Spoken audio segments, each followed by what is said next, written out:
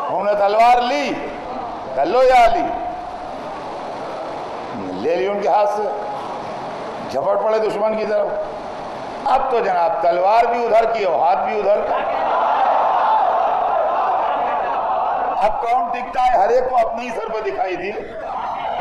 اب نتیجہ یہ ہوا کہ 3000 کا لشکر بھاگنا شروع ہوا، اور اب منظر قابل دید تھا، وہ ستاروں کی بیٹیاں آگے آگے اور ان کے بیٹے پیچھے پیچھے۔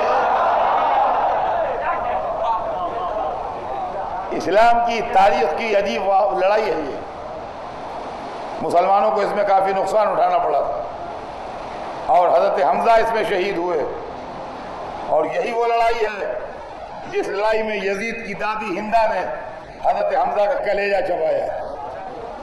تاریخ اسلام میں یہ واقعہ بھی مشہور رہے گا، اور دنیا میں کوئی اس سے انکار نہیں کر سکتا۔ عورت کا وجود نرمی، قلب کے نرم ہونے اور سکون و اطمینان کی علامت ہے، امن کی علامت ہے، لیکن ہندہ نسوانیت کے دامن پر دبا اور نسوانیت پر کلنک کا ٹیکا تھی۔ آپ تصور کی آنکھوں سے دیکھیے، تصویر تو نہیں بن سکتی تھی، اس زمانے میں تصویر نہیں تھی، لیکن تصور کی آنکھوں سے دکھائی دے جائے گا کہ ایک آدمی کی میت پڑی ہے، ایک عورت کلیجہ چیر کے نکال رہی ہے اور چبانے کی کوشش کر رہی ہے، اور اس کی بانچوں سے خون بہہ رہا ہے، اور اس کی صورت سے درندگی ٹپک رہی ہے۔ عزیزان گرامی، کیا یہی اسلام ہے کہ اسی عورت کا پوتا امیر المومنین بن کے بیٹھے؟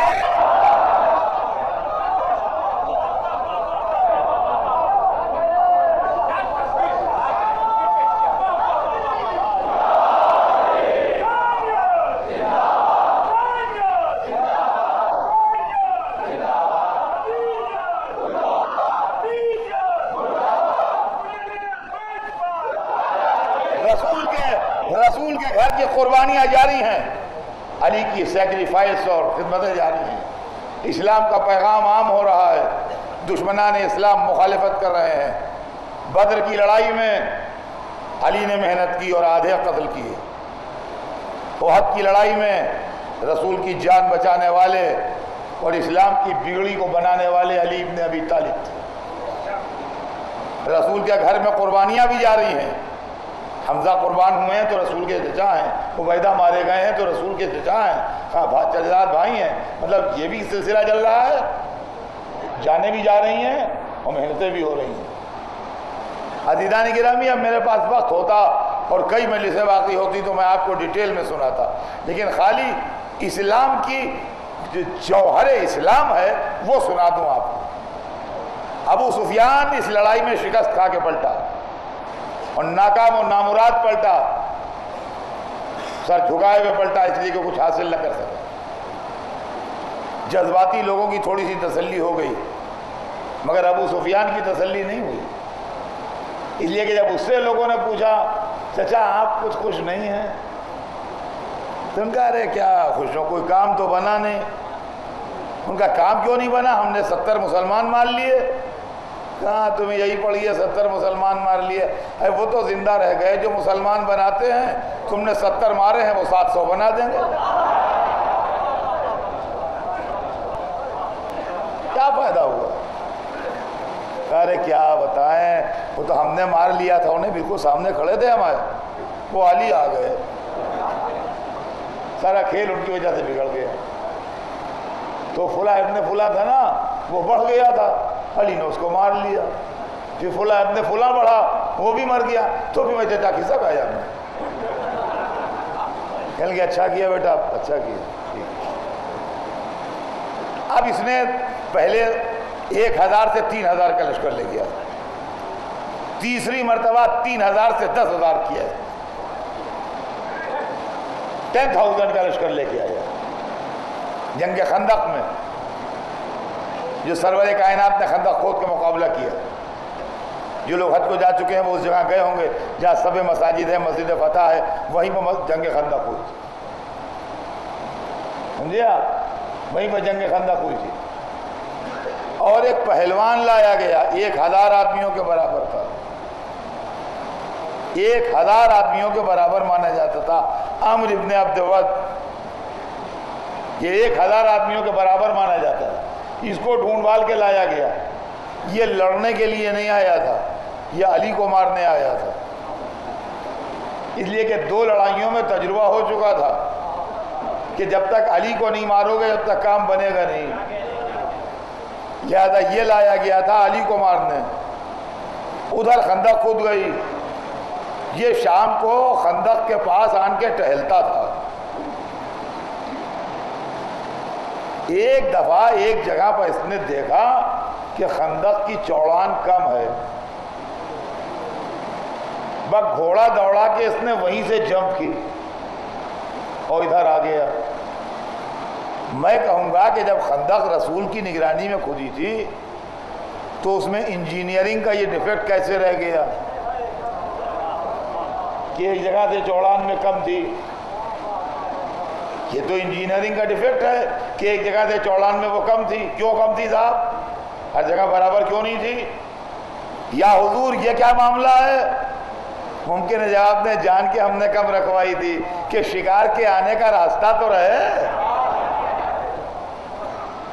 مجھے واقعات نہیں دہرانا ہے، مجھے صرف یہ سنانا ہے اپنے بچوں کو بھی اور جو دوسرے میری آواز سن رہے ہیں ان کو بھی کہ اسلام میں جہاد ضرور ہے مگر شرافت و انسانیت کے سارے ویلوز کو آبزرو کرتے ہوئے.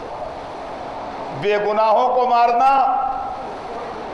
خون بہانا بے مطلب، ذلیل کرنا انسان کو، یہ اسلامی جہاد نہیں ہے. اسلامی جہاد انسانیت کو بچانے کے لیے ہوتا ہے، انسانیت کو مٹانے کے لیے نہیں.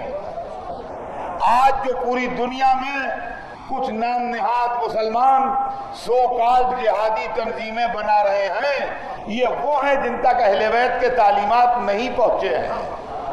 اگر اہل بیت کے در تک یہ آ جاتے تو ان سے ایسی حرکتیں نہ ہوتی. علی اس سے لڑنے کے لیے نکلے. واقعات بہت ہیں لیکن پڑھوں گا تو رات گزر جائے گی. نامور پہلوان تھا. بہرحال لڑائی ہوئی، اس سے لڑائی ہوئی اور مولا علی نے اس کو قتل کر دیا. لیکن جب اس کو قتل کر دیا تو اس کی لاش کی ذرا سی توہین نہیں کی.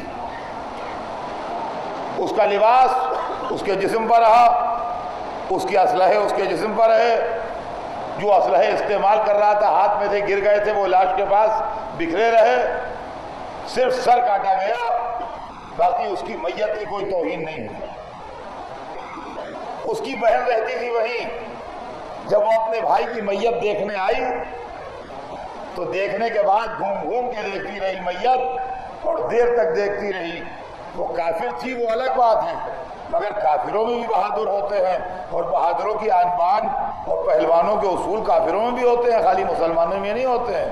وہ دیکھ بھال کے وہاں سے جب چلی تو یہ کہتی چلی کہ بھیا تیرا مرنا وہ تھا کہ بہن زندگی بھر روتی مگر میت دیکھ کے تسکین ہو گئی.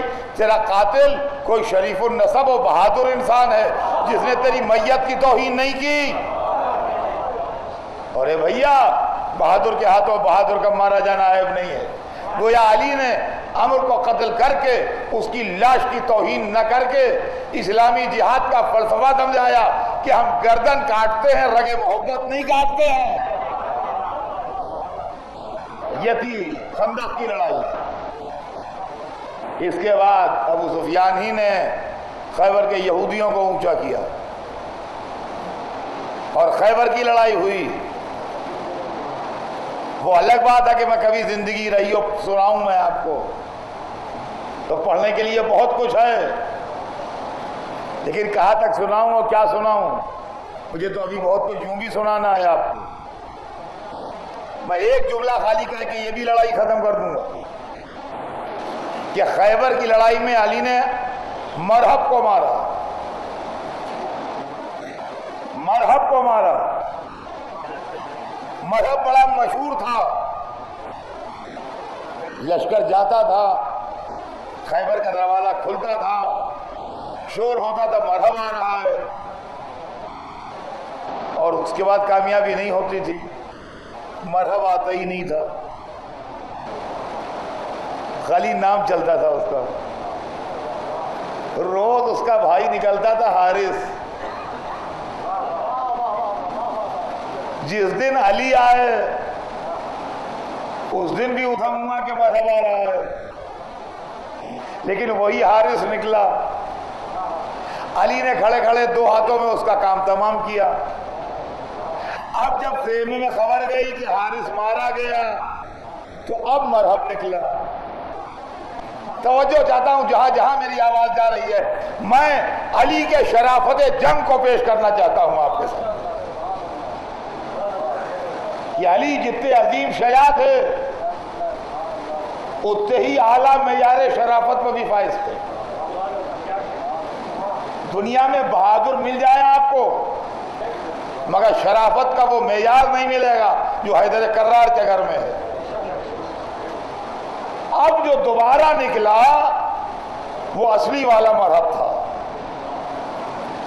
اور چونکہ اس کا بھائی بھی بہت زبردست تھا، معمولی نہیں تھا، اور وہ منٹوں میں مار لیا گیا تھا، تو یہ کانشس ہو کے نکلا.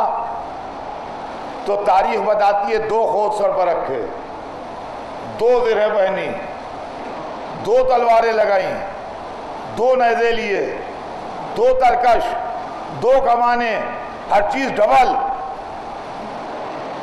سمجھا؟ نکل آیا.